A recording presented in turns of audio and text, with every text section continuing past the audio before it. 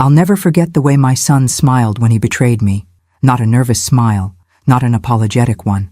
A smug, self-satisfied grin as he raised his champagne flute across the rehearsal dinner table. "To Mom," Ralph announced to his fiancée's family, who were virtual strangers to me despite the impending marriage. "Thanks for the wedding gift. We couldn't have done it without you." Confused murmurs and polite applause rippled through the oceanfront restaurant. I kept my expression neutral, years of boardroom negotiations serving me well as I tried to decipher his meaning. What wedding gift? I'd offered to contribute $10,000 toward their celebration, a generous sum by any standard, though apparently insufficient for Ralph and Alexis's champagne tastes. Alexis giggled, her diamond engagement ring catching the candlelight as she clutched my son's arm. "We should tell her," she stage whispered, loud enough for everyone to hear. "Tell me what?" I asked, maintaining my smile even as unease crawled up my spine. Ralph clinked his knife against his glass again, commanding the attention of all 30 guests at the rehearsal dinner. "As you all know, Alexis and I have been planning the wedding of our dreams, the Rosewood Resort, gourmet menu, top-shelf everything, because my beautiful bride deserves nothing less." He paused for appreciative murmurs. "But quality comes with a price tag. In this case, about $100,000. The room hummed with impressed whispers. I nearly choked on my water. $100,000? I'd seen the early estimates around $60,000, which had already seemed extravagant. "So," Ralph continued, "we had to get creative with financing. That's when I remembered Mom's little beach cottage in the Hamptons. You know, the one she visits maybe twice a year." My heart stopped. The beach house, my sanctuary. The place I'd purchased after my divorce, my reward for 20 years in a loveless marriage to Ralph's father. The only extravagance I'd ever allowed myself. "Ralph," I said sharply, my smile evaporating. "What are you saying?" "We sold it," Alexis interjected gleefully. "Last month. The market's hot right now. We got almost twice what you paid for it 15 years ago." The room swam before my eyes. "You sold my house?" Ralph laughed as if I'd made a joke. "Technically, Mom. But come on. We all know you were planning to leave it to me anyway. We just accelerated the timeline a bit." "A bit?" I repeated, my voice hollow. "How did you even... Remember when you were sick last winter and I helped with your paperwork? I held on to that power of attorney. Figured it might come in handy someday." He winked at his future father-in-law, who chuckled appreciatively at my son's resourcefulness. "That was for medical decisions," I managed, my throat constricting. "Not for... Anyway," Ralph continued, raising his glass higher, "let's toast to Mom's incredible wedding gift. The best part is, she didn't even have to shop for it." Laughter rippled through the crowd as glasses clinked. Only Alexis's mother seemed to sense something wrong, her eyes darting uncomfortably between my frozen face and her daughter's triumphant one. I stood up abruptly, my chair scraping against the hardwood floor. "Excuse me," I murmured, heading for the restroom on legs that threatened to buckle with each step. Once alone, I gripped the marble countertop, staring at my reflection in the mirror. Judith Campbell, 58, CEO of Campbell Enterprises, reduced to trembling shock by her own child. The beach house, my beach house, sold without my knowledge or consent to fund an obscenely expensive wedding for a son who clearly saw me as nothing more than an ATM with maternal instincts. I splashed cold water on my face, letting the shock crystallize into something harder, something I'd never allowed myself to feel toward Ralph before. Cold, calculating anger. Because there was something my darling son didn't know. Something that would wipe that smug smile off his face and possibly destroy the wedding he'd so callously funded with my property. The beach house wasn't actually in my name. For tax purposes, I'd transferred ownership to Campbell Enterprises years ago. A detail buried in paperwork Ralph wouldn't have had access to, even with that expired power of attorney he'd held on to. Legally, he hadn't sold his mother's beach house. He'd fraudulently sold corporate property belonging to a limited liability company. My company. I straightened my jacket and reapplied my lipstick, a plan already forming. I had raised my son to believe he was entitled to everything I had, and that was my mistake. But I wouldn't compound it by letting him steal from me. When I returned to the table, I wore a smile that didn't reach my eyes. "To the happy couple," I said, raising my glass. "May you get exactly what you deserve." The morning after the rehearsal dinner, I called in sick to my own office for the first time in 15 years. My executive assistant, Barbara, knew me well enough not to question it, though concern colored her voice. "Everything all right, Judith? You never miss work." "Just taking a personal day, Barbara," I replied, my voice carefully neutral. "Could you send me the file on the Hamptons property? And connect me with Marcus in legal, please?" While waiting for the files, I poured myself a strong cup of coffee and settled at my home office desk. The numbness of last night had worn off, replaced by a simmering fury I hardly recognized in myself. I had always been the peacekeeper, the provider, the one who smoothed things over when Ralph's father had been unreasonable during the divorce. When had that translated into becoming a doormat? My laptop pinged with an incoming email from Barbara containing the property documents. I scanned them quickly, confirming what I already knew. The beach house had been legally transferred to Campbell Enterprises 5 years ago as part of my tax strategy. Ralph's name appeared nowhere on the deed. The phone rang, Marcus returning my call. "Morning, Judith. Barbara said it's urgent?" "Marcus, I need your complete discretion on this," I began, then laid out the situation in clinical terms, as if discussing a case of corporate fraud rather than my son's betrayal. Marcus's low whistle echoed through the speakerphone. "That's actually several crimes. Fraud, forgery, possibly elder abuse given the circumstances." "I'm hardly elderly," I said dryly. "Legally speaking, taking advantage of a parent over 55 qualifies. But the main issue here is the fraudulent sale of corporate property. Have you confirmed the sale actually went through?" "Not yet. That's my next call." "Don't make it," Marcus advised. "Let me handle this from the legal side. If your son used a falsified power of attorney to sell property belonging to Campbell Enterprises, we need to move quickly to void the transaction and notify the buyer." "And my son?" I asked, my voice catching despite my resolve. Marcus paused. "Judith, I have to be clear. What you're describing is criminal activity. If we move to protect the company's assets, which we should, Ralph could face serious charges." I closed my eyes, imagining Ralph in handcuffs. Despite everything, my maternal instinct reared up, urging me to protect him, to find another way. Then I remembered his smug smile, the casual way he'd announced stealing my sanctuary, the gleeful participation of his fiancée. "Do what's necessary to protect the company," I said finally. "I'll handle the personal side." After hanging up, I sat motionless, staring at the wedding invitation propped on my desk. Ivory cardstock with gold embossing, announcing the union of Ralph Campbell and Alexis Thornton. 3 days from now, $100,000 of stolen money. My phone buzzed with a text from Ralph. "Found you the perfect mother of the groom dress at Nordstrom. Sending it over with alterations lady this afternoon.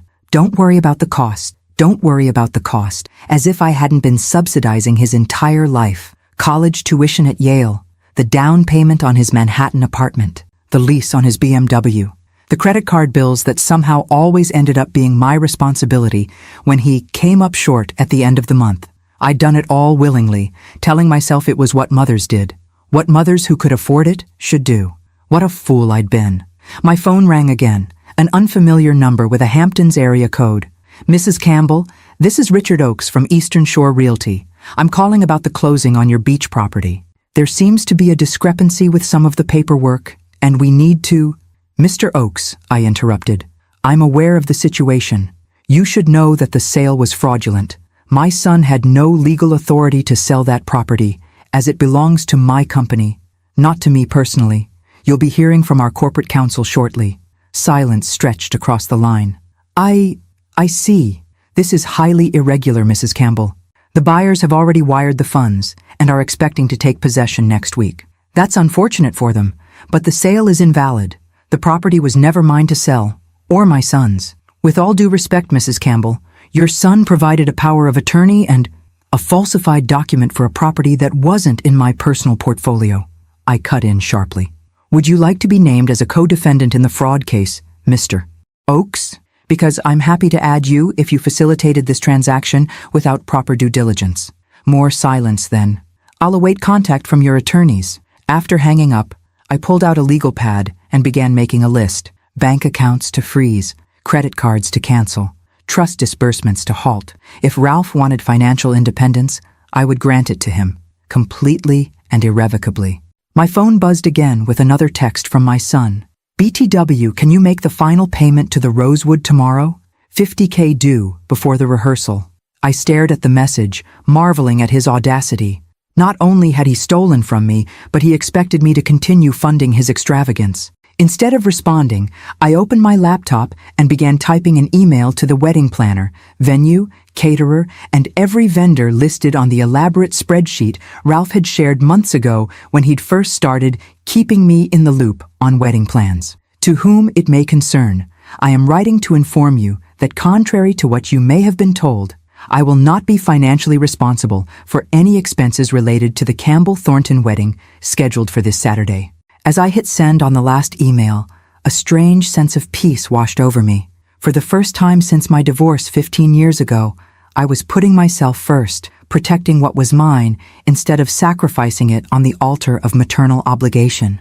The doorbell rang, and I glanced at my watch. Probably the alterations person Ralph had mentioned, arriving with the dress I'd never asked for and no longer intended to wear. Instead, when I opened the door, I found myself face to face with Alexis. Her perfectly highlighted hair swept into a casual updo, designer sunglasses perched on her head. "Judith," she greeted me with air kisses. "I thought I'd come check on you. You left so early last night, we were worried you might be coming down with something." Her concerned tone didn't reach her calculating eyes, which assessed my expression for signs of the anger she clearly suspected I felt. "How thoughtful," I replied, not inviting her in.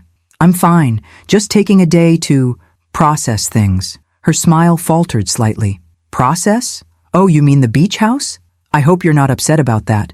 Ralph assured me you'd be thrilled to contribute to our special day." "Did he?" I tilted my head, studying the young woman who thought she was about to marry into wealth and privilege. "And what else has Ralph assured you of, Alexis? That I'd pay for your honeymoon? Your first home together? College for your future children?" Her smile became brittle. "Well, he did mention you've always been incredibly generous, that you understood the importance of family." "I do understand family," I agreed. "I'm just not sure you and Ralph do." Her eyes narrowed. "What's that supposed to mean?"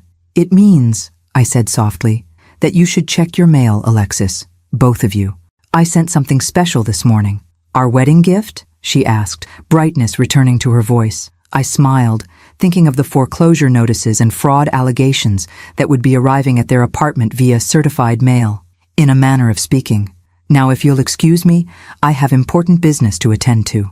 As I closed the door on her confused face, I felt something I hadn't experienced in years, the satisfaction of standing up for myself, regardless of the consequences. The wedding was 3 days away, and I had just lit the fuse on a bomb that would blow it all sky high. Let them try to explain to 300 guests why the venue had canceled and the caterers weren't showing up. Let Ralph face the music when the beach house he'd sold turned out to be unsellable. My phone rang, Marcus from legal again. "Judith," he said without preamble, "we've filed emergency injunctions on the property sale and notified the buyers of the fraudulent nature of the transaction. But there's something else you should know." "What is it?" "We pulled Ralph's credit report as part of building our case. He's got almost $200,000 in credit card debt spread across 8 cards. 3 of them are in your name as an authorized user. The revelation shouldn't have shocked me, but it did." "Close those accounts," I said immediately, "and send me the full report. I want to know exactly what I'm dealing with." "There's more," Marcus continued. "He took out a personal loan last year for $50,000 using your beach house as collateral, or what he claimed was your beach house. The paperwork is a mess, Judith. He's been playing fast and loose with your identity and assets for years." The floor seemed to tilt beneath me. Years? This wasn't a one-time desperate measure for a lavish wedding. This was a pattern of deception from the child I'd sacrificed everything for. "Do what you need to do, Marcus," I said, my voice hardened. "No more kid gloves." After hanging up, I sank into my chair, a new reality settling around me. This wasn't just about reclaiming my beach house anymore. This was about reclaiming my life from a son who had exploited my love at every turn. My doorbell rang again, probably the alterations lady this time. But I had no intention of wearing a mother-of-the-groom dress to a wedding that, if I had anything to do with it, wouldn't be happening at all. Ralph burst into my penthouse without knocking at 7 that evening, his face flushed with anger and panic. Behind him, Alexis hovered in the doorway, her earlier confidence replaced by poorly concealed anxiety. "What the hell, Mom?" Ralph shouted, waving a stack of papers. I just got calls from the venue, the caterer, the florist, everyone. They're all saying you've withdrawn funding and the wedding is off. I remained seated at my desk, outwardly calm despite my hammering heart. Good evening to you too, Ralph. I see you've received my messages. Is this some kind of joke? He threw the papers onto my desk, the foreclosure notices and legal documents Marcus had sent. Fraud allegations? Injunctions? What are you trying to pull? I'm not pulling anything, I replied evenly. I'm simply protecting what's mine. The beach house you sold? It wasn't yours to sell. It wasn't even mine, technically. It belongs to Campbell Enterprises. That's ridiculous, Ralph scoffed. It's your house. You've been using it personally for years. As a corporate perk, yes, but legally, it's owned by my company. Something you would have discovered if you'd bothered to check the property records before committing fraud. Alexis finally stepped fully into the apartment, her voice shrill. You're just trying to ruin our wedding because you're jealous. You can't stand to see Ralph happy. I looked at this woman, this stranger who was supposed to become my daughter-in-law, and felt nothing but pity. Alexis, I've spent 32 years trying to make Ralph happy. I've paid for his education, his apartment, his car, his lifestyle, even his credit card bills when he forgot to make payments. If I wanted to make him unhappy, all I would have needed to do was stop writing checks years ago. This isn't about money, Ralph insisted, though the panicked look in his eyes suggested otherwise. This is about you controlling everything, like always. Controlling? I repeated, genuine surprise in my voice. Is that how you see my support? As control? What else would you call it? He shot back. The constant check-ins, the questions about my career, the suggestions about my spending. It's suffocating. I studied my son, this handsome, entitled man who had once been my sweet little boy, and wondered where I had gone so terribly wrong. Ralph, I said quietly, I never asked for anything in return for my financial support, except that you live a good life. Be kind, work hard, find happiness. I didn't even insist you pursue a specific career or partner, so please, explain to me how my generosity became control in your mind. He faltered momentarily, then rallied. That's not the point. The point is you're trying to destroy my wedding over a misunderstanding about the beach house. A misunderstanding? I laughed, the sound brittle even to my own ears. You forged my signature. You falsified legal documents. You sold property that wasn't yours. That's not a misunderstanding, Ralph. That's criminal fraud. You wouldn't press charges against your own son, he said, but uncertainty had crept into his voice. I already have, I replied softly. The paperwork was filed this afternoon. The color drained from his face. You're bluffing. Rather than argue, I turned my laptop screen toward him, showing the case filing in the county clerk's system. Ralph Campbell versus Campbell Enterprises and Judith Campbell. Fraud, forgery, conversion of property. Jesus, Mom, he whispered, sinking into the chair across from my desk. What are you doing? I'm doing what I should have done years ago, I said, keeping my voice steady despite the ache in my chest. I'm holding you accountable. Alexis moved to Ralph's side, her hand on his shoulder. Her expression had shifted from outrage to calculation. There must be some way to resolve this, she said, her tone suddenly conciliatory. We're family, after all. Family doesn't steal from family, I pointed out. Family doesn't forge signatures or falsify legal documents. It was a mistake, Ralph said, his earlier anger collapsing into desperation. I really thought you wouldn't mind, that you'd be happy to contribute to our wedding this way. By having my beach house stolen from me, the one thing I kept for myself after decades of putting everyone else first. We can find another way to pay for the wedding, Alexis interjected quickly. Scale back, maybe. Fewer guests. A different venue. I studied her, noting how quickly she'd shifted from righteous indignation to compromise when faced with the prospect of no wedding at all. This isn't about the wedding, Alexis. This is about trust and respect, both of which have been irreparably damaged. Ralph leaned forward, his expression earnest. Mom, please, we can fix this. I'll make it up to you, I swear. Just drop the legal stuff. Let the wedding go forward. We can figure out the beach house situation afterward. For a moment, one weak, maternal moment, I almost considered it. The pleading in his eyes triggered that primal instinct to protect my child, to smooth his path, to make everything better. Then I remembered the smug smile at the rehearsal dinner, the casual announcement of his theft presented as a fait accompli. The years of financial dependence masked as filial devotion. No, I said firmly. The legal proceedings will continue. The wedding funding has been withdrawn.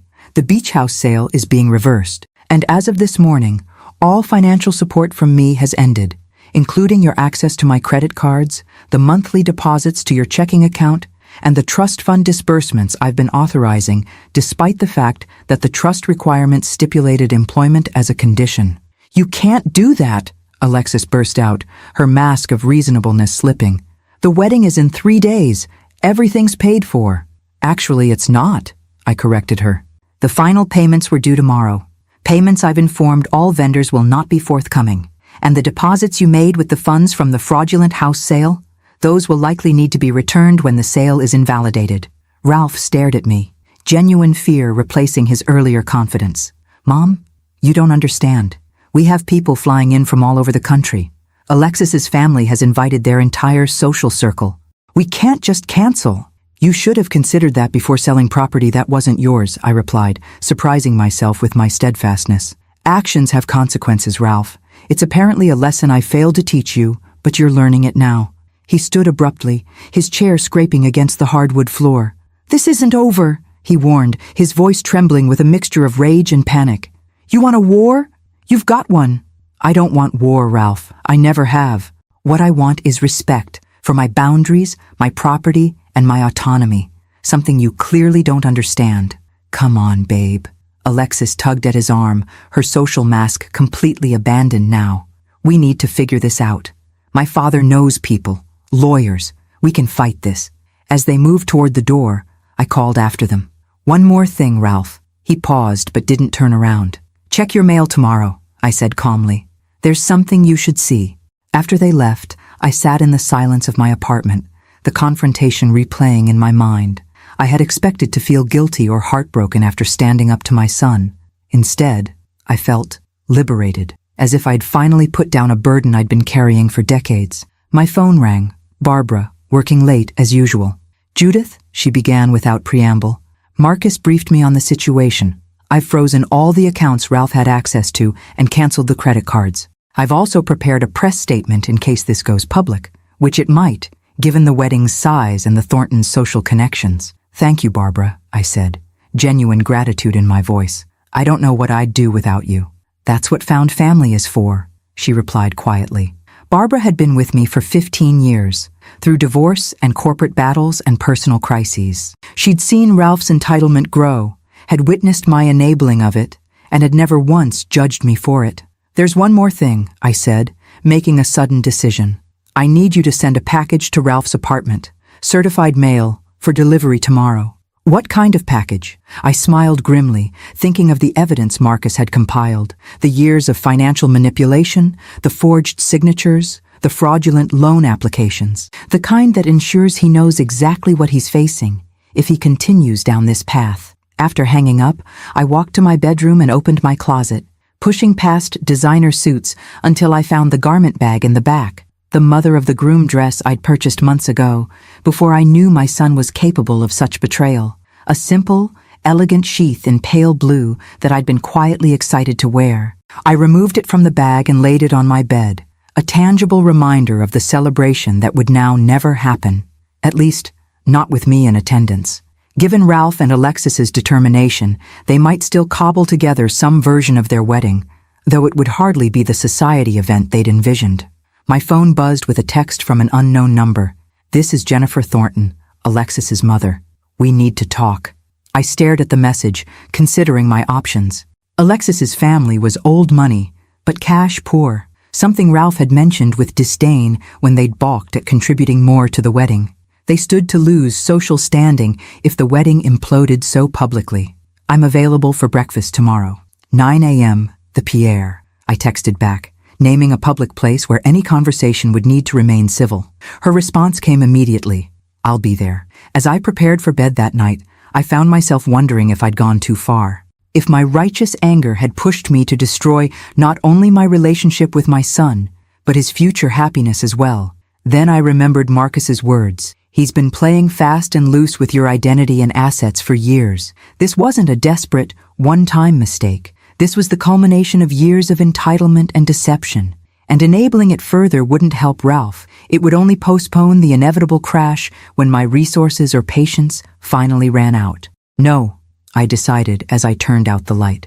I hadn't gone too far. If anything, I hadn't gone far enough years ago when the first signs of Ralph's entitled attitude had emerged. But it wasn't too late to correct course now, painful though it might be for both of us. Tomorrow would bring new challenges: the meeting with Jennifer Thornton, the fallout from the legal proceedings, the inevitable social media storm when 300 wedding guests received cancellation notices. But for the first time in years, I would face those challenges as Judith Campbell, not just as Ralph's mother or his personal ATM. It was time to reclaim my life, my beach house, and my self-respect, even if it cost me my relationship with my only child. The Pierre's elegant breakfast room hummed with quiet conversation and the gentle clink of silver against fine china. I arrived 15 minutes early, a habit from decades of business meetings, and secured a corner table with a view of both the entrance and Central Park beyond the windows. Jennifer Thornton arrived precisely at 9, immaculately dressed in a Chanel suit that had seen better days. Her blonde hair, the source of Alexis's golden locks, was swept into a chignon, and her posture radiated the kind of ingrained poise that comes from generations of finishing school education. "Judith," she greeted me with a cool nod, taking the seat across from me. "Thank you for agreeing to meet." "Of course," I replied, equally formal. We had met only a handful of times during Ralph and Alexis's 2-year relationship, each encounter marked by polite distance. The Thorntons were Boston aristocracy, descendants of shipping magnates who had lost most of their fortune, but maintained their social standing through careful marriages and the strategic deployment of their remaining assets. Jennifer had never quite hidden her belief that Ralph, despite his Ivy League education and my financial backing, wasn't quite their equal in pedigree. A waiter appeared to take our orders. Tea for Jennifer, coffee for me, with pastries neither of us would touch. "I imagine you know why I wanted to speak with you," she began once we were alone again. "I can guess," I said evenly. "Your daughter came home with quite a story yesterday." Jennifer's perfectly manicured fingers tapped a light rhythm on the tablecloth. "Yes, she did. A rather alarming one, involving fraud allegations, canceled vendors, and a beach house that apparently wasn't Ralph's to sell." "That's an accurate summary." "Judith," she leaned forward slightly, her voice lowered. "Is this really necessary? This public airing of dirty laundry? The wedding is 3 days away. Guests are already arriving from Europe." "I didn't choose the timing," I pointed out. "Ralph did, when he decided to sell my property without my knowledge or consent." "Men make mistakes," she said, a dismissive wave of her hand suggesting this was a minor transgression rather than a felony. "Especially young men in love. Surely there's a way to resolve this privately." After the wedding, I studied her carefully, noting the tension around her eyes despite her practiced calm. "Jennifer, let me be direct. Your daughter and my son conspired to defraud me of a significant asset to fund a wedding neither of them could afford. This isn't a misunderstanding or a youthful indiscretion. It's a crime." "A crime," she repeated, as if testing the word. "That's rather dramatic, don't you think?" "Not according to the district attorney's office, which has opened an investigation based on the evidence my company's legal team provided." The color drained from Jennifer's face. "You've involved the authorities? Over a family matter?" "Fraud isn't a family matter," I replied, keeping my voice level despite my growing irritation. "And frankly, I'm surprised you're defending their actions. Would you be so understanding if Alexis's trust fund had been raided without her knowledge?" Something flashed in Jennifer's eyes, a quick, calculating reassessment. "What exactly do you want, Judith? To punish Ralph? To humiliate Alexis? To assert your control?" "I want what was stolen from me returned," I said simply. "I want acknowledgement of the wrong that was done, and I want to establish clear boundaries with my son going forward." Jennifer sipped her tea, buying time. When she set the cup down, her expression had shifted subtly. "May I speak frankly, please? Alexis told me something interesting last night after their visit to your apartment. She said Ralph assured her you'd come around, that you always gave in eventually when he pushed hard enough." Jennifer's gaze was suddenly penetrating. "Is that true?" The question caught me off guard. I suppose I have enabled him in certain ways. More than certain ways, I suspect," she continued. Ralph has been living well beyond his means since college, from what I understand. Designer clothes, luxury vacations, that ridiculously expensive apartment in Tribeca. All on a salary that couldn't possibly cover half those expenses. I helped him, I acknowledged, discomfort creeping through me at having my parenting choices dissected by this woman I barely knew. He's my only child. I wanted him to have opportunities. Opportunities, Jennifer repeated. Or entitlement. I bristled. I don't think you're in a position to judge my relationship with my son. Perhaps not, she conceded. But I am in a position to judge the man my daughter intends to marry. And what I'm seeing concerns me greatly. This conversation was not going as I had expected. I had anticipated pleas for clemency, perhaps threats of social ostracism. Not this probing assessment of Ralph's character. What are you saying, Jennifer? She placed her napkin on the table and leaned back in her chair. I'm saying that while I came here intending to convince you to withdraw your legal actions and allow this wedding to proceed, I find myself reconsidering that position. You don't want them to get married?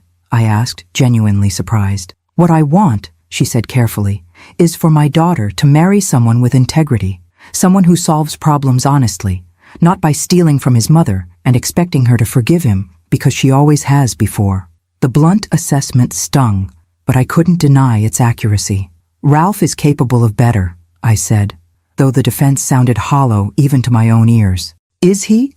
Or has he never needed to be because you've always been there to clean up his messes? We sat in silence for a moment, the weight of her words settling between us. I had come prepared for a confrontation with an adversary. Instead, I found myself facing an unexpected ally, one who saw my son perhaps more clearly than I had allowed myself to. What are you proposing? I finally asked. Jennifer straightened, business-like efficiency, replacing her earlier probing curiosity. I propose we allow this situation to unfold naturally. You continue your legal proceedings. The wedding is cancelled, or at least postponed until they can fund it legitimately. And we both observe how Ralph and Alexis handle this crisis. You want to test them, I realized. I want to see their true characters, she corrected. How they respond to adversity will tell us far more than how they celebrate in prosperity. Alexis won't be happy with you, I pointed out. A small, sad smile crossed Jennifer's face. No, she won't. But motherhood isn't about making our children happy in the moment. It's about guiding them toward becoming the best versions of themselves, even when that guidance is painful. The simple wisdom of her statement resonated deeply. Wasn't that exactly what I had failed to do with Ralph? Prioritizing his immediate happiness over the harder lessons that might have shaped him into a better man? There's something else you should know, I said, making a sudden decision to trust this woman who had shown unexpected depth. Ralph is in significant debt beyond what you might realize. Credit cards, personal loans, even some questionable financial moves involving my identity. The beach house fraud isn't an isolated incident. Jennifer nodded, unsurprised. I suspected as much. Alexis mentioned he's been handling all the wedding finances because he's good with money. A claim that seemed dubious given his lifestyle versus his actual income. If they do eventually marry, I said carefully, she would be taking on that financial baggage. And if the district attorney pursues charges, potentially a husband with a criminal record, Jennifer added, her expression grim. Neither prospect is what I envisioned for my daughter's future. We finished our breakfast in a strange, contemplative alliance, strategizing not as adversaries, but as two mothers concerned about the character development of our adult children. By the time we parted with a firmer handshake than the one we'd exchanged upon meeting, we had agreed on a united front. No interference with the legal consequences of Ralph and Alexis's actions, but continued open communication between us as the situation developed. One last thing, Jennifer said as we exited the restaurant. What was in the package you sent Ralph? Alexis mentioned something about him needing to check his mail. I smiled grimly. Evidence. Bank statements showing unauthorized transfers. Credit reports documenting accounts opened in my name without my knowledge. Loan applications with forged signatures. Everything Marcus's team uncovered during their investigation. Jennifer's perfectly arched eyebrows rose slightly. That should make for interesting morning reading. I thought he should understand exactly what he's facing if he continues down this path. Scorched earth, she murmured, a hint of admiration in her voice. I wouldn't have expected that from you, Judith. Neither would Ralph, I replied. That's precisely the problem. As I watched her slide into the back of a waiting town car, I felt an unexpected sense of validation. Jennifer Thornton, Boston aristocrat and arbiter of social propriety, had essentially endorsed my hardline stance against my own son. The weight of guilt I'd been carrying lightened slightly, replaced by the certainty that sometimes tough love was the only kind that truly mattered. Back at my office, I found Barbara waiting with a stack of messages and a concerned expression. "The Rosewood Resort called," she informed me as I settled behind my desk. "They want to know if they should proceed with wedding setup tomorrow or if the event is officially canceled. Apparently, Ralph has been calling them non-stop, assuring them the payment is coming. The event is officially canceled," I confirmed. "They can contact Ralph directly for any penalties or fees associated with the late cancellation." Barbara nodded, making a note. "Also, Marcus called. The district attorney wants to meet with you this afternoon to discuss potential charges." My stomach tightened, the momentary confidence from my breakfast with Jennifer faltering. Criminal charges against my son, my only child. "Judith?" Barbara's voice broke through my thoughts. "Should I tell him you'll be there?" I took a deep breath, steadying myself. "Yes, schedule it. And Barbara, I think I'll need you to accompany me." "Of course," she replied without hesitation. "Always." The simple affirmation, so different from Ralph's conditional loyalty, brought unexpected tears to my eyes. Barbara had been by my side through my divorce, through building Campbell Enterprises into a formidable company, through health scares and business triumphs. She had never asked for more than her salary and my respect, yet had given me unwavering support through every crisis. "Thank you," I said quietly, "for everything." She nodded, understanding passing between us without need for elaboration. "The car will be ready at 2 for the DA's office. And Judith, whatever happens, you're doing the right thing." As she left my office, my phone buzzed with a text from Ralph. "We need to talk. Now. Alone." I stared at the message, imagining him opening the certified package, seeing the mountain of evidence documenting his years of financial manipulation. His panic would be setting in now. The realization that this wasn't just about the beach house, but about a pattern of behavior that could have serious legal consequences. "I have meetings all day," I texted back. "I'm available tomorrow morning at 10. His response came immediately. "This can't wait. I'm coming to your office." Before I could reply, my desk phone rang. The reception desk downstairs. "Ms. Campbell, your son is here. He's quite insistent about seeing you. Security is asking if they should escort him up or turn him away." I closed my eyes briefly, weighing my options. Confronting Ralph in my professional space would maintain boundaries and prevent the emotional manipulation he'd perfected in more intimate settings. But it also risked a scene, something I'd spent decades avoiding at all costs. "Send him up," I decided. "And Janet? Alert security to stand by, just in case." "Yes, ma'am." 5 minutes later, my office door burst open as Ralph stormed in, his normally impeccable appearance disheveled. His eyes were bloodshot, his expensive shirt wrinkled, his hair uncombed. In his hand, he clutched the file I'd sent him. "What the hell is this?" he demanded, slapping the documents onto my desk. "Credit reports? Loan applications? You're spying on me now?" I remained seated, maintaining the calm I'd perfected through countless business negotiations. "It's not spying when their accounts opened fraudulently in my name, Ralph. It's called protecting myself." "This is insane," he hissed, pacing in front of my desk. "You're acting like I'm some kind of criminal mastermind. I made a mistake with the beach house, okay? I admit that. But this?" He gestured at the file. "This is character assassination. Those are facts, Ralph. Documentation of financial decisions you've made using my name, my credit, my identity, without my knowledge or consent." "I was going to pay it all back," he insisted, running a hand through his disheveled hair. "Once I got established in my career, once Alexis and I were settled." "The same way you were going to replace my beach house someday?" I asked, skeptically. "With what money, Ralph? You've been establishing your career for 10 years while living a lifestyle that requires 3 times your actual income." He collapsed into the chair across from me, suddenly looking very young and very frightened. "What do you want from me, Mom? To grovel? To beg? Fine, I'm sorry. I made mistakes, terrible ones, but don't do this. Don't send me to jail." The raw fear in his eyes pierced my maternal armor, triggering that primal instinct to protect my child regardless of his actions. For a moment, one weak, wavering moment.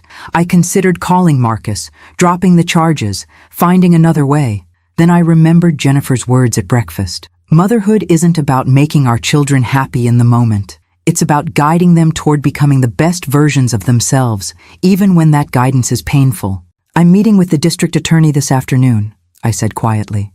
There will be consequences for your actions, Ralph. Legal ones, financial ones, personal ones. But what those consequences look like, that's still being determined.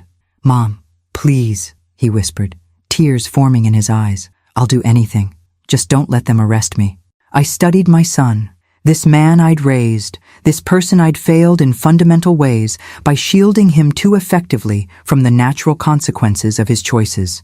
I can't promise that, I replied honestly, but I can promise you this. Whatever happens, it will be with the goal of helping you become the man I know you can be, the man you should have been all along. Ralph stared at me as if I were a stranger. In many ways, I suppose I was. The mother he knew, the one who had bailed him out of every financial crisis, who had overlooked his increasingly entitled behavior, who had prioritized his comfort over her own boundaries, that woman was gone. In her place sat someone he clearly didn't recognize, a woman unwilling to sacrifice her self-respect on the altar of maternal obligation. You can't be serious, he finally said, his voice hollow. You'd let them prosecute your own son? Put me in jail? I'm not letting anything happen, Ralph, I replied, maintaining my composure despite the ache in my chest. These are the natural consequences of your actions. Actions you took willingly, repeatedly, over years. Everyone makes mistakes, he insisted, desperation edging into his tone. Mistakes are accidental, I corrected him. Nothing in that file was an accident. Every forged signature, every fraudulent application, every unauthorized transfer, those were deliberate choices. He slumped in the chair, the fight draining out of him. So that's it? You're just done with me? The question pierced deeper than he could know. Was I done with him? Could a mother ever truly be done with her child? I thought of Jennifer's measured approach, her willingness to let consequences unfold naturally as a test of character rather than a punishment. I'm not done with you, Ralph, I said softly. I'm done enabling behavior that hurts both of us. There's a difference. What am I supposed to tell Alexis? He asked, vulnerability replacing his earlier defensiveness. The wedding's in 3 days. Her family has people flying in from all over. We'll be humiliated. You should tell her the truth, I suggested. All of it. Not just the parts that paint you as a victim of your unreasonable mother. The unauthorized accounts. The forged documents. The mountain of debt you've accumulated. His eyes widened in alarm. I can't tell her that. She'd leave you? I finished when he hesitated. If the only thing holding your relationship together is her belief in your financial stability, then perhaps that's information she deserves to have before making a lifelong commitment. That's not fair, he protested weakly. Neither was selling my beach house without my permission, I countered. Neither was using my identity to secure loans. Neither was lying to your fiancé about your financial situation. We sat in tense silence for a moment, the weight of years of deception and enabling hanging between us. Through my office window, Manhattan stretched out in a panorama of ambition and consequence, a city that rewarded ingenuity but punished carelessness. I had navigated its ruthless landscape successfully for decades. Perhaps it was time Ralph learned to do the same, without using my resources as a safety net. The district attorney may be willing to consider a plea arrangement, I said finally, breaking the silence. One that includes restitution, community service, and financial oversight rather than jail time. Hope flickered in his eyes. You'd help me with that? I'll help you face the consequences of your actions with dignity, I clarified. I won't help you escape them. And the wedding? He asked tentatively. That's between you and Alexis. But it won't be happening at the Rosewood with my financial backing, and it certainly won't be funded by the fraudulent sale of my beach house. Ralph ran his hands over his face, reality finally seeming to sink in. Everything's falling apart, he murmured, more to himself than to me. The wedding, my credit, possibly my freedom, all because of one mistake. Not one mistake, I corrected gently. A pattern of choices that led you here. Choices you have the power to make differently going forward. He looked up, something new flickering across his features. A glimpse, perhaps, of the responsible adult he might have become without my excessive cushioning. What would that even look like? Starting over at 32 with nothing? You don't have nothing, Ralph, I said. You have an education, intelligence, charm when you choose to use it for something other than manipulation. And you have a mother who loves you enough to stop protecting you from reality. My intercom buzzed, Barbara reminding me of my approaching meeting with the district attorney. Ralph glanced at the phone, then back at me, the reality of his situation apparently hitting him anew. Will you call me after? He asked, his voice small. Let me know what they say? Yes, I promised. But Ralph, you need to prepare yourself, and you need to be honest with Alexis, today, because this isn't going away. He nodded slowly, gathering the scattered papers from my desk and returning them to the file folder. As he stood to leave, he hesitated, uncertainty written across his features. For what it's worth, he said quietly, I am sorry, not just for getting caught, for everything. The words sounded sincere, perhaps the first genuinely remorseful thing he'd said since this ordeal began. I wanted to believe him. Part of me desperately needed to. But years of enabling had taught me to be wary of Ralph's well-timed contrition. Show me, I replied simply. Don't tell me. Show me with your actions going forward. After he left, I sat motionless, the enormity of what lay ahead weighing heavily on my shoulders. In a few hours, I would sit across from a district attorney and discuss criminal charges against my only child. I would hand over evidence that could fundamentally alter the course of Ralph's life. I would, in many ways, be complicit in his public downfall. And yet, a small voice inside insisted this was the most maternal thing I had done for him in years, not shielding him from consequences, but ensuring he faced them while he was still young enough to rebuild, still capable of learning the lessons that might transform him into the man he could be. Barbara appeared in my doorway, coat in hand, ready to accompany me to the district attorney's office. Her expression held no judgment, only quiet support. Ready? She asked. I took a deep breath, straightening my shoulders and gathering my resolve. As ready as I'll ever be. The car ride downtown passed in contemplative silence. I watched the city blur past my window, thinking of all the battles I'd fought in boardrooms and courtrooms over the years. None had felt as consequential as this, a mother's stand not against her son, but for his character. My phone buzzed with a text from Jennifer Thornton. Alexis just called, hysterical. Says Ralph admitted to financial irregularities and the wedding might be postponed. Progress? I smiled faintly at her businesslike assessment, typing back, perhaps, meeting with DA now. We'll update you after.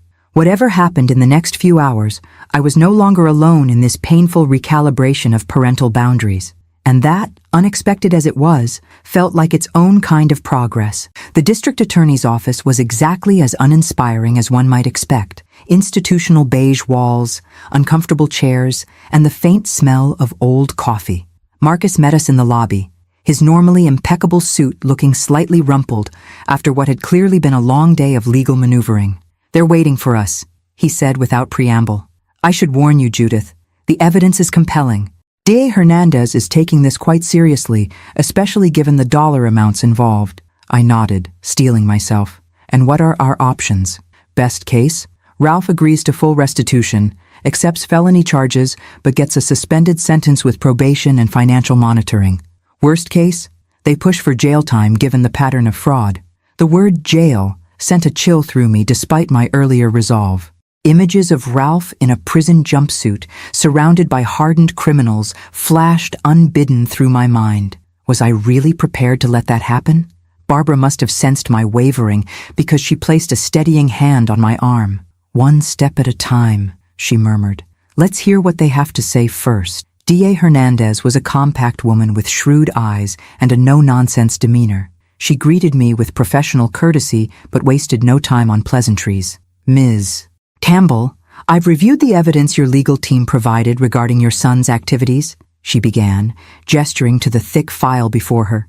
The unauthorized sale of corporate property is concerning enough, but the pattern of identity theft and financial fraud elevates this considerably. I nodded, maintaining my composure. I understand. What I'm trying to determine, she continued, studying me carefully, is whether you're fully committed to pursuing charges. These cases within families can be complicated. Emotions often interfere with the legal process. I'm committed to justice, I replied carefully. But I'm also a mother who wants what's best for her son in the long run. Those two things aren't necessarily in conflict. Hernandez leaned back, something like approval flickering across her features. Fair enough. In that case, I'd like to propose a potential resolution.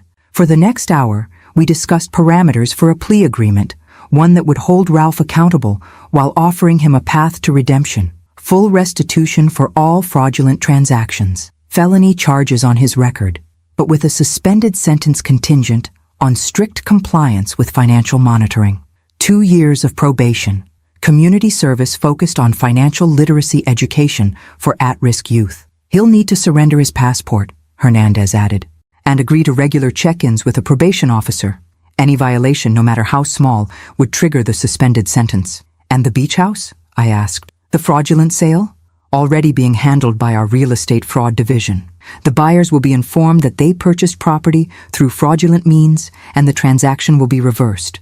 They may have civil recourse against your son, but that's separate from our criminal proceedings. By the time we left the DA's office, a framework had been established, one that would require Ralph's cooperation and genuine contrition, but that would also spare him the worst consequences of his actions. Whether he would accept it remained to be seen. Outside on the courthouse steps, Barbara squeezed my hand. "You did well in there," she said quietly. "Firm, but fair." Did I? I wondered aloud. Or am I still protecting him, just in a different way? "There's a difference between protection and destruction, Judith," she pointed out. "You're offering him accountability with dignity. That's not enabling. It's wisdom." I nodded, grateful for her perspective as we made our way to the waiting car. My phone had been off during the meeting, and when I powered it on, a flood of notifications appeared. Missed calls from Ralph, texts from Jennifer, and a voicemail from an unknown number that turned out to be Alexis. Her message was tearful, but coherent. "Ms. Campbell, it's Alexis. Ralph told me everything. About the fraud, the debt, all of it. I don't know what to say except, I had no idea. I swear I didn't know about the beach house until after it happened. Please call me back. Please." I played the message twice, trying to decipher whether her distress was genuine or performative. The Alexis I'd encountered previously seemed primarily concerned with appearances and social standing. This vulnerable, seemingly honest voice was unfamiliar. "Are you going to call her back?" Barbara asked as our driver navigated afternoon traffic. "Not yet," I decided. "I need to speak with Ralph first." When I called him, he answered on the first ring. "Mom? What happened? What did they say?" "There's a potential plea arrangement," I told him, keeping my voice neutral. "We need to discuss it in person. Can you come to my apartment at 7? "Yes," he agreed immediately. "Of course. Anything. Mom, I told Alexis everything. She's not taking it well." "I would imagine not," I replied dryly. "Few brides dream of marrying a man facing felony fraud charges." "That's not fair," he protested, though with less conviction than before. "She's upset about the dishonesty more than the legal stuff. Says she can't believe I've been hiding financial problems from her all this time." Something in his tone caught my attention, a note of genuine surprise, as if Alexis's moral objection to his behavior was unexpected. Perhaps there was more substance to my almost daughter-in-law than I'd given her credit for. 7 o'clock, I reminded him. "We have a lot to discuss." By the time Ralph arrived at my apartment that evening, I had reviewed the plea agreement details with Marcus twice, prepared a summary of financial restitution requirements, and fortified myself with a glass of wine and Barbara's unwavering support. She had offered to stay for the conversation, but this was one confrontation I needed to handle alone. Ralph appeared at my door looking like a ghost of himself, pale, drawn, with dark circles under his eyes suggesting he hadn't slept since our earlier confrontation. The arrogant young man who had announced selling my beach house with such smug confidence had vanished, replaced by someone who finally seemed to grasp the gravity of his situation. "The district attorney is offering a plea deal," I began, once we were seated in my living room. "Felony charges, but with a suspended sentence contingent on strict compliance with probation requirements. No jail time, provided you meet all conditions." Relief flooded his features. "Thank God." "Mom, I held up a hand, stopping him. "Don't thank me yet. The conditions are substantial." I laid out the plea agreement's terms with the same precision I'd use in a boardroom presentation. Each requirement articulated clearly, each consequence explicitly defined. As I spoke, I watched Ralph's expression shift from relief to dismay to something approaching genuine humility. Full financial restitution, I continued, consulting my notes. That means repaying every fraudulent charge, every unauthorized loan, plus interest and legal fees. The DA estimates the total around $230,000, not including whatever you received from the beach house sale, which will be nullified separately. $230,000? Ralph repeated weakly. I don't have that kind of money. Which is why the agreement includes a structured payment plan over 5 years, I explained. You'll also surrender your passport, submit to weekly financial monitoring, and complete 500 hours of community service teaching financial literacy at a youth center. He slumped in his chair, the magnitude of consequences finally seeming to sink in. And if I don't agree, then the DA proceeds with the full range of charges. Multiple counts of fraud, identity theft, falsification of documents, all with potential prison sentences. I don't have a choice, do I? He said quietly. You always have choices, Ralph. That's something I failed to help you understand earlier in life. I set my notes aside, meeting his gaze directly. The question is whether you'll finally make responsible ones. He was silent for a long moment, staring at his hands. When he looked up, I saw something in his eyes I'd rarely witnessed before. Genuine accountability.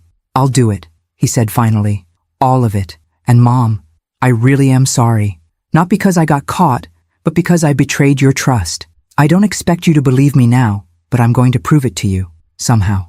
I nodded, not quite ready to accept his apology, but acknowledging the first step toward genuine remorse. There's something else we need to discuss, I said, shifting to the next difficult topic. The wedding. Ralph winced. It's off. Alexis called it off this afternoon after I told her everything. This surprised me, despite my conversation with Jennifer Thornton. Everything? The fraudulent accounts, the debt, the beach house. He ran a hand through his disheveled hair. She was furious about the lying more than anything else, said she couldn't marry someone she couldn't trust. And how do you feel about that? I asked carefully. Devastated, he admitted, but also relieved in a weird way. Like maybe I don't have to pretend anymore. To be this successful, got-it-all-together guy when I'm actually drowning in debt and bad decisions. The simple honesty of his statement caught me off guard. Was this the same son who, less than 48 hours ago, had laughed about stealing my beach house? Alexis left me a voicemail, I told him. She sounded genuinely distressed. She is, Ralph confirmed. And confused. She thought we had this perfect life lined up. The fancy wedding, the Manhattan apartment, vacations in the Hamptons. Finding out it was all smoke and mirrors, it was a lot for her to process. And her parents? A grimace crossed his features. Her father wants to kill me. Her mother, strangely enough, seems almost, validated, like she suspected something wasn't right all along. I thought of Jennifer's perceptive assessment over breakfast and suppressed a small smile. Mothers often do. We sat in silence for a moment, the weight of all that had transpired and all that was still to come, settling around us. Outside my apartment windows, Manhattan twinkled in the early evening darkness, indifferent to our family drama. What happens now? Ralph finally asked, his voice small. Now you sign the plea agreement. Meet with the probation officer. Begin making restitution. I paused, considering my next words carefully. And find a job that actually pays your bills rather than depending on me to cover the difference. He flinched at the blunt assessment, but nodded. My apartment lease is up next month. I won't be able to afford to renew it. No, I agreed. You won't. I could move in here temporarily? He suggested tentatively. Just until I find something affordable? The old me, the enabler who couldn't bear to see her son struggle, would have agreed immediately, eager to smooth his path despite his transgressions. But that woman was gone, replaced by someone who finally understood the disservice such help would be.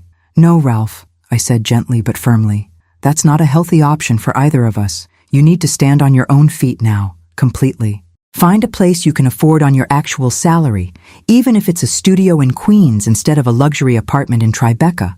Disappointment flickered across his face, but he nodded in resignation. I figured you'd say that. Can't blame me for trying, though.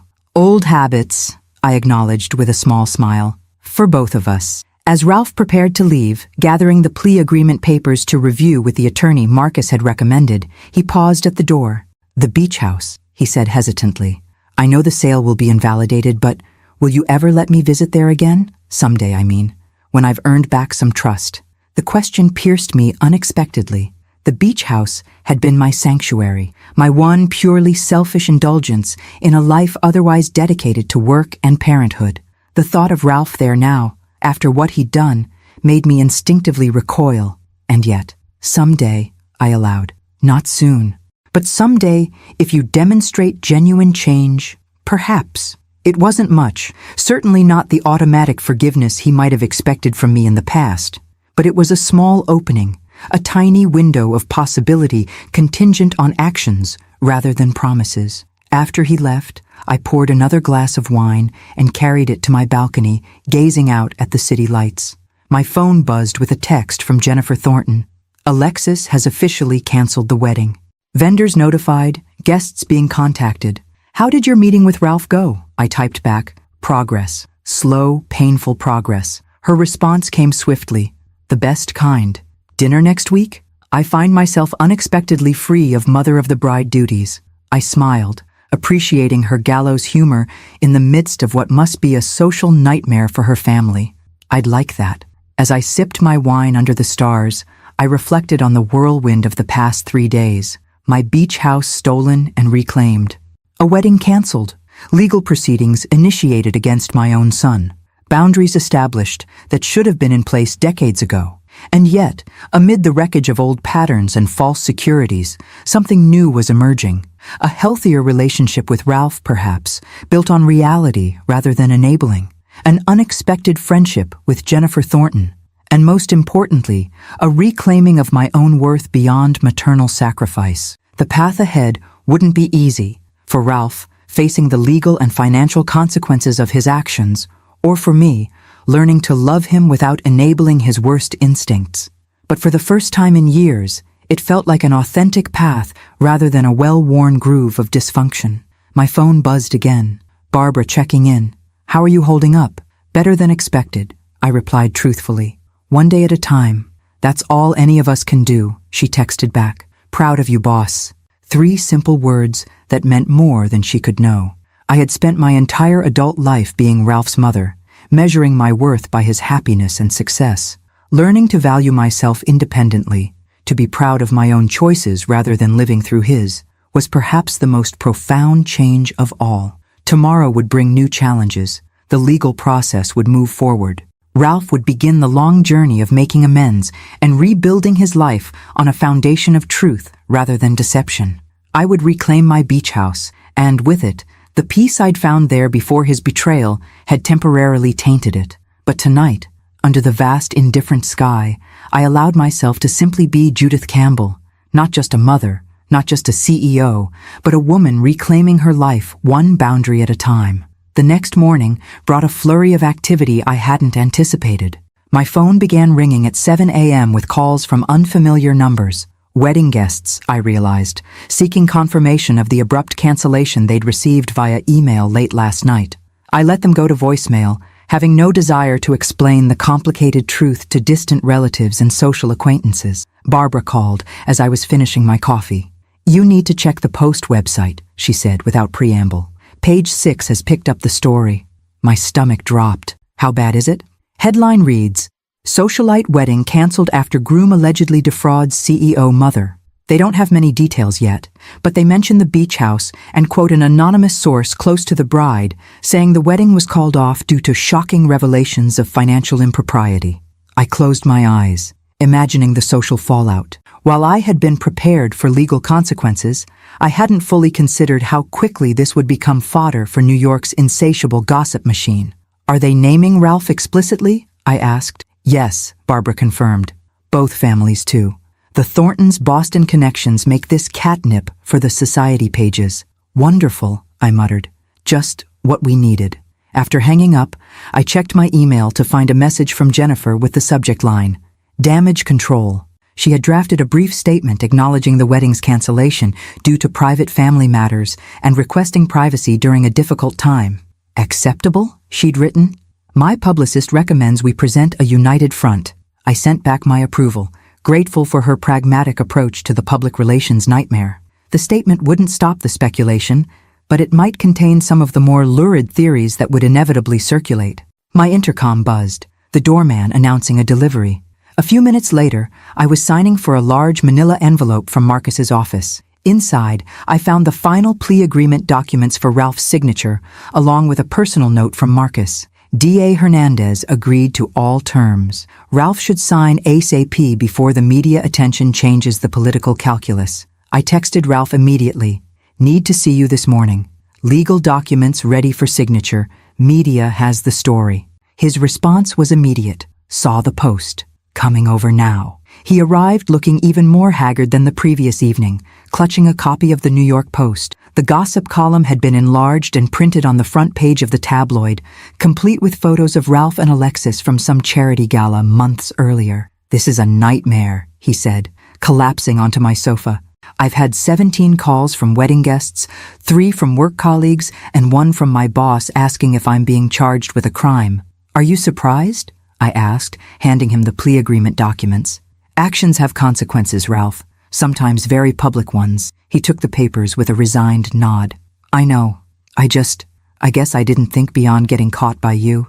Didn't consider that everyone would know. Welcome to adulthood, I said, not unkindly, where our choices affect more than just ourselves. As he reviewed the documents, initialing each page with a heaviness that spoke volumes, I made a pot of fresh coffee. When I returned with 2 mugs, I found him staring at the final signature page. Once I sign this, I'm officially a felon, he said quietly. My life changes forever. Your life already changed, I pointed out, settling in the chair across from him. The moment you decided to sell my beach house fraudulently. This just makes it official. He nodded, then signed his name with a finality that seemed to physically deflate him. What do I do now? He asked, looking suddenly very young and lost. Practically speaking, I mean. The apartment? The job? The debt? It was the most adult question I'd heard from him in years, perhaps ever. Not, how will you fix this for me? But, how do I move forward myself? The distinction wasn't lost on me.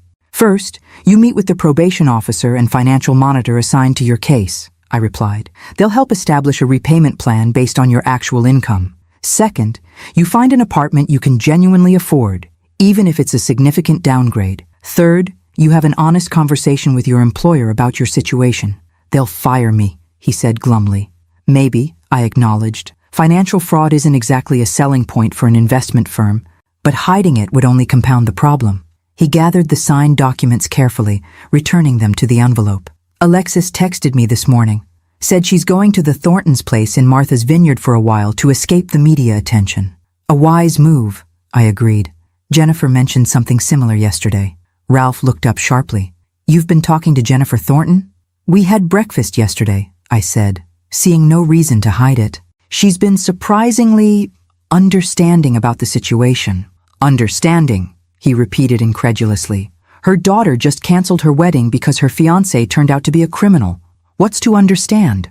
Perhaps the fact that both of us raised children who valued appearances over substance, I suggested, who prioritized social standing over honesty. That's not fair to Alexis, Ralph protested. She didn't know about any of this. She's a victim here too. I raised an eyebrow, surprised by his defense of the woman who had abandoned him at the first sign of trouble. Is that how you see her? As a victim rather than a co-conspirator? She didn't know about the fraud, he insisted. The beach house sale, yes. She knew I was handling that, but she thought it was legitimate. I'm the one who lied to her about having your permission. This was new information, and it forced me to reconsider my assessment of Alexis. Perhaps Jennifer's faith in her daughter's character wasn't entirely misplaced. In any case, I said, steering the conversation back to practicalities, you both need to weather this media storm as best you can. The plea agreement includes a gag order on the specific details, which should help contain some of the damage. Ralph nodded, rising to leave with the signed documents. At the door, he paused. Mom? Thank you. Not for bailing me out. You're not doing that this time, and I understand why. But I don't know. For still being here, I guess. For not completely washing your hands of me. The simple gratitude caught me off guard. For the first time in our confrontation, he was acknowledging my support without expecting it to absolve him of consequences. You're my son, Ralph, I said softly. That hasn't changed. What's changed is how I express my love for you. not by protecting you from consequences, but by helping you face them with dignity. After he left, I returned to my balcony with a fresh cup of coffee, watching the city awaken below. My phone buzzed with a text from an unknown number. When I opened it, I found a message from Alexis. "Ms. Campbell, I owe you an apology. I should have questioned where the money for our wedding was coming from. I should have been suspicious when Ralph suddenly had access to funds we hadn't budgeted. I didn't steal your beach house, but I benefited from its theft, and for that, I am truly sorry. I hope someday you might forgive me." The message surprised me with its maturity and directness. Perhaps Alexis, like Ralph, was capable of more substance than I'd given her credit for. I typed back, "Thank you for your apology, Alexis. We all have lessons to learn from this situation. I wish you well as you navigate your path forward." Setting my phone aside, I gazed at the Manhattan skyline, contemplating how quickly life could change. A week ago, I had been preparing, albeit reluctantly, for my son's extravagant wedding. Now, I was navigating a media firestorm, legal proceedings, and the painful reconstruction of my relationship with Ralph. Yet amid the chaos, I felt an unexpected sense of clarity. The beach house would be mine again. Ralph would face consequences that might finally forge him into the man he could become. And I was reclaiming my identity beyond motherhood, one difficult decision at a time. My phone rang. Marcus with an update on the legal proceedings. Life moving forward, one step at a time. I took a deep breath and answered, ready to face whatever came next. 2 weeks passed in a blur of legal meetings, media speculation, and careful reconstruction of boundaries. The gossip pages had moved on to fresher scandals after a few days of breathless coverage, leaving behind only the occasional reference to the Campbell-Thornton wedding debacle in society columns. Ralph had signed the plea agreement, met with his probation officer, and begun the humbling process of financial disclosure that would govern his life for the next 2 years. His employer, an investment firm understandably concerned about having an employee charged with financial fraud, had placed him on indefinite leave, effectively firing him without the public embarrassment of an outright termination. I had maintained a careful distance, neither abandoning him nor rushing to smooth his path. Our interactions were brief, purposeful, and increasingly authentic, a new dynamic for both of us. On a crisp Friday morning, Marcus called with news I had been waiting for. "The beach house is officially yours again," he announced, or rather, Campbell Enterprises again. "The sale has been reversed, all documents nullified, and the property records corrected." Relief washed through me, more powerful than I had anticipated. "And the buyers?" "Pursuing civil action against Ralph personally, as expected," Marcus confirmed. "But they've been made whole financially, with interest. Their quarrel isn't with you or the company." "Thank you, Marcus," I said, genuine gratitude in my voice, "for everything." "Just doing my job," he replied modestly. "Though I must say, watching you stand your ground these past weeks has been inspiring. Not many parents would have had your resolve." After hanging up, I sat at my desk, contemplating what came next. The beach house was mine again, but the violation of its sanctuary remained a raw wound. Would I still find peace there, knowing what had happened? Or would Ralph's betrayal have permanently tainted the one place that had been purely mine? There was only one way to find out. I called Barbara into my office.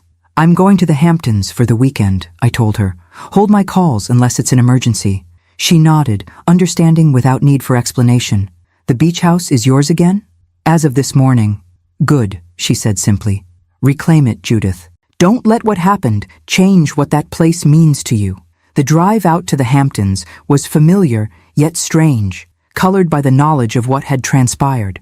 As I turned onto the quiet road leading to my property, I half expected to see strangers in the driveway, remnants of the fraudulent sale not yet fully excised. Instead, the house stood as it always had, a modest but elegant cedar-shingled cottage perched on a dune overlooking the Atlantic, my sanctuary, my one indulgence. Mine again, in every sense. I parked and sat for a moment, gathering my courage. Then I took the keys from my purse, the originals I had kept even after Ralph's theft, and approached the front door. Inside, the house was exactly as I'd left it during my last visit, months earlier.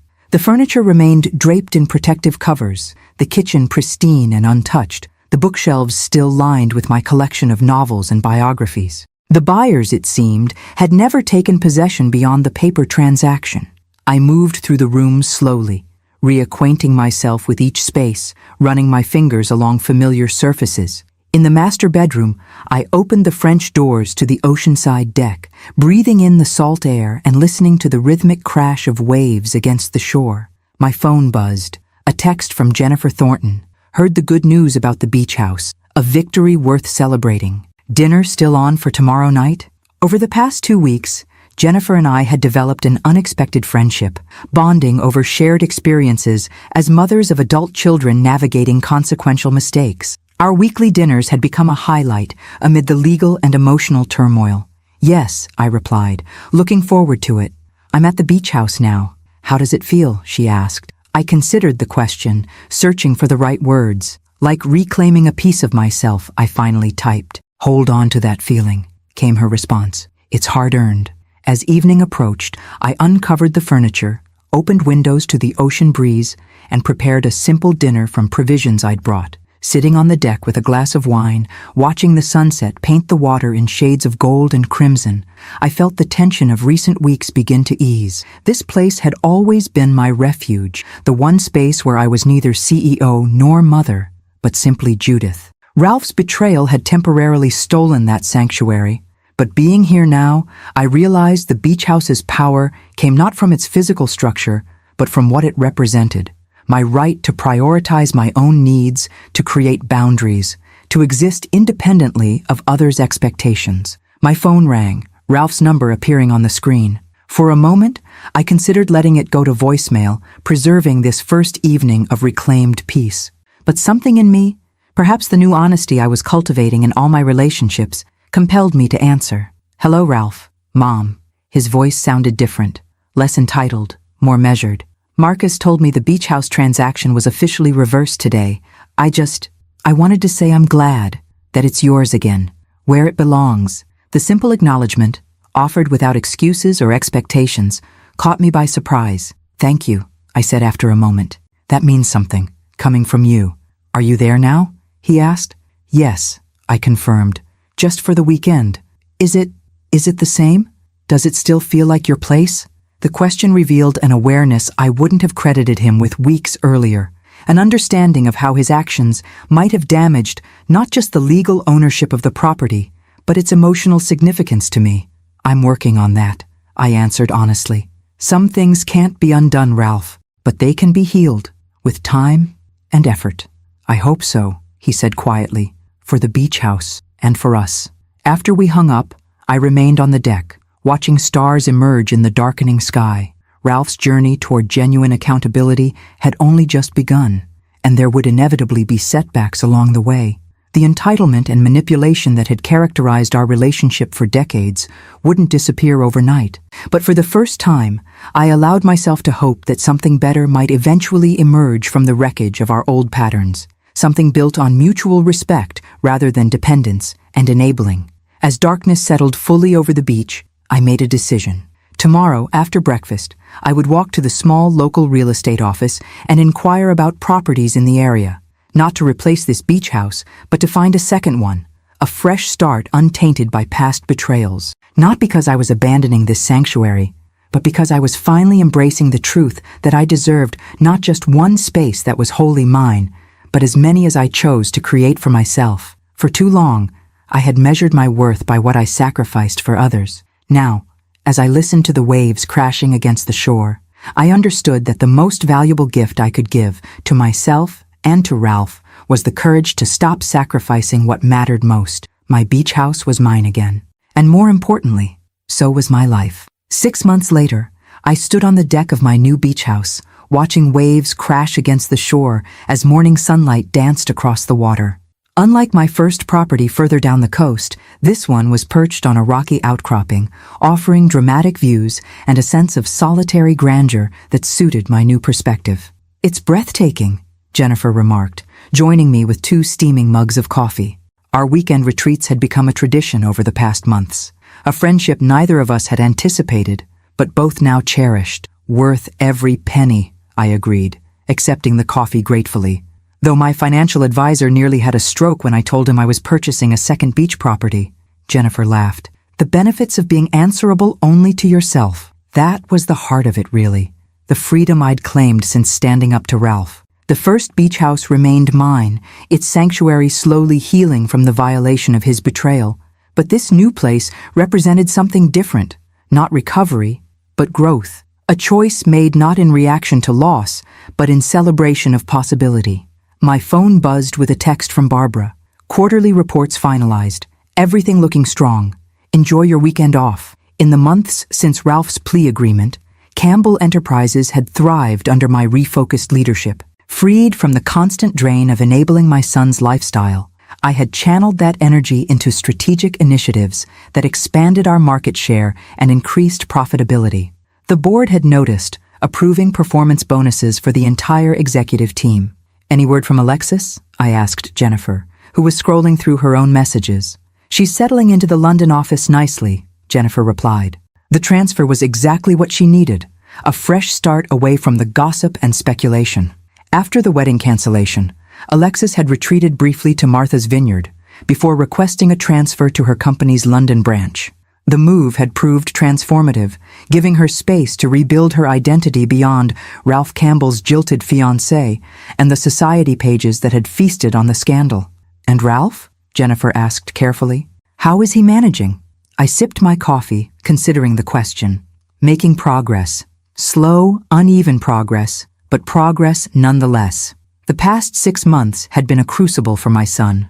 After losing his investment firm job, he had struggled to find comparable employment with a fraud charge on his record. Eventually, he had secured a position at a small financial literacy nonprofit, ironically similar to the community service his plea agreement required, but now as a legitimate job. His Tribeca apartment was long gone, replaced by a modest one-bedroom in Astoria. His BMW had been sold to make restitution payments. His credit cards were limited to a single secured card with a $500 limit, carefully monitored by his probation officer. It was a humbling existence compared to his former lifestyle, but one he was gradually adapting to with more grace than I would have expected. He's asked to visit the original beach house, I told Jennifer, voicing the dilemma that had been weighing on me recently. Not to stay overnight, just for dinner. Says he wants to apologize properly in the place where it all began. Jennifer raised an eyebrow. And you're considering it? I am, I admitted. 6 months ago, I couldn't have imagined allowing him back there. But now you're secure enough in your boundaries that his presence won't threaten them, she finished for me. Something like that, I agreed. The question is whether it's too soon for him, not for me. Is he genuinely remorseful, or is this another manipulation? More subtle than before, but manipulation nonetheless. Jennifer considered this, her gaze on the horizon. Does your gut tell you he's changed? Parts of him have, I said carefully. He's living within his means for the first time in his adult life, taking responsibility for his mistakes, actually listening when others speak, instead of just waiting for his turn to talk. But 32 years of entitlement doesn't disappear in 6 months, I acknowledged. I still see flashes of the old Ralph, the expectation that rules should bend for him, the subtle attempts to bypass consequences. So test him, Jennifer suggested simply. Set clear conditions for this visit. See if he respects them. It was the practical advice I'd come to value from our friendship, neither sentimental nor cynical, but grounded in reality and careful observation. I think I will, I decided.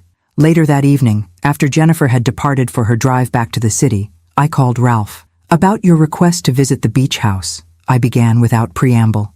You've thought about it? He asked, hope evident in his voice. I have, and I'm willing, with conditions. Name them, he said immediately. First, it's a day visit only. You arrive at noon, you leave before sunset. Second, you come alone. No friends, no dates, no one else. Third, you respect my space. No wandering through rooms uninvited, no presuming familiarity you haven't earned back yet. I waited for pushback, the negotiation he would have automatically attempted 6 months ago. Instead, there was a pause. Then, those are fair terms. I accept them. When? The simple acquiescence surprised me. Next Saturday, I decided. I'll text you the details. After we hung up, I walked along the shoreline of my new property, contemplating the shifting dynamics with my son. We were building something different now, not the enmeshed, enabling relationship of the past, but something with clearer boundaries and more honest communication. Whether it would ever fully heal remained to be seen. Trust, once broken, could be repaired, but always bore the marks of its fracturing. Yet for the first time, I allowed myself to hope that Ralph and I might eventually find a new equilibrium, not as financier and dependent, but as two adults navigating the complex territory of family bonds reconfigured by difficult truths. The following Saturday, I arrived at my original beach house early, preparing a simple lunch and ensuring the space felt both welcoming and clearly mine. At precisely noon, Ralph's car, a used Honda Civic that represented his new financial reality, pulled into the driveway. He emerged looking both familiar and changed. The designer clothes were gone, replaced by simple khakis and a button-down shirt. His hair was shorter, his posture less entitled, but somehow more grounded. He carried a small gift bag and a bouquet of wildflowers, not the extravagant arrangements he once would have ordered, but something he might actually have selected himself. "Mom," he greeted me on the porch, offering the flowers somewhat awkwardly. "Thank you for allowing this." "Come in," I said, accepting the bouquet. "Lunch is ready." As we ate on the deck overlooking the ocean, our conversation remained careful, but not stilted. Ralph updated me on his job, his apartment, his compliance with the probation requirements. I shared news of Campbell Enterprises, my friendship with Jennifer, and carefully edited details about my new beach property. After lunch, he handed me the gift bag. "It's not much," he said, a flush of embarrassment coloring his cheeks. "Nothing like what I used to give you, but it's honest." Inside, I found a small hand-carved wooden box. When I opened it, a familiar melody played, the same lullaby I had sung to him as a child. "I made it," he explained, the flush deepening, "in a woodworking class I'm taking at the community center. Part of my, trying to develop skills instead of just spending money." The simple gift touched me more deeply than any expensive trinket he had ever presented, not because of its monetary value, but because it represented actual effort, actual thought. "It's beautiful," I said simply. "Thank you."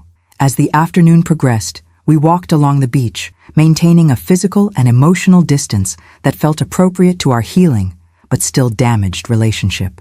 When the sun began its descent toward the horizon, Ralph glanced at his watch and then back at the house. "I should go," he said, honoring the boundaries I had set without requiring my enforcement. "Thank you for today, for giving me a chance to see this place again, and to apologize properly for what I did." I nodded, acknowledging both his apology and his respect for my terms. As he prepared to leave, he hesitated on the porch steps. "I heard through the grapevine that you bought another beach house, further up the coast." "I did," I confirmed, not asking how he had learned this information. "I'm glad," he said, surprising me again. "Not because this place was tainted by what I did, but because you deserve to have as many spaces as you want that are just yours. I understand that now, I think. What I took from you wasn't just property, it was sanctuary." The insight revealed a level of reflection I wouldn't have credited him with a year ago. "Yes," I agreed simply. "It was." As his car disappeared down the driveway, I returned to the deck, watching the sun sink toward the horizon. The visit had gone better than I dared hope. Not perfect, not completely healed, but a step in the right direction. My phone buzzed with a text from Jennifer. "How did it go?" "Better than expected," I replied. He respected the boundaries. "Seems to be gaining genuine insight. One day at a time," came her wise response. I smiled, tucking the phone away and returning my attention to the sunset. One day at a time indeed, not just for Ralph's redemption journey, but for my own path of reclaiming myself beyond motherhood. The beach house was fully mine again. My company was thriving. I had developed friendships and interests independent of my identity as Ralph's mother.